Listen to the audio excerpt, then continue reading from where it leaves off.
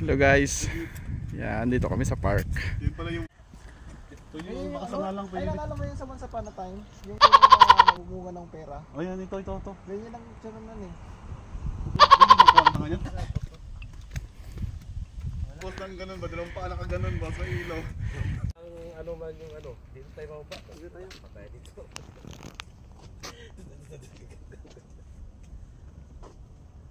Yun no?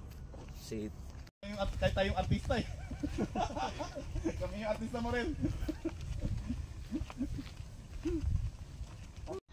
So ayun guys, pagkatapos naming masyal sa park at umakyat sa may bundok at nakalanghap ng preskang simoy ng hangin at naka-absorb ng mga negative ion, ito na naglalakad-lakad kami.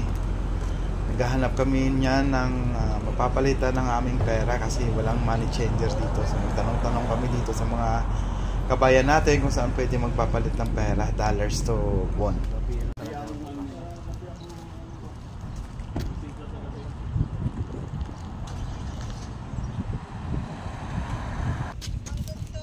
Ayan, sa wakas nakakita na kami na kung saan pwede kami makapagpapalit ng aming pera. Umakyat kami dyan, masok at may nakilala kaming Pilipina na pwede kami makapagpalit ng pera namin. Hindi, dito lang, kakain lang kami sana. Harap kami makakainan. Kaso hindi sila natanggap ng ano?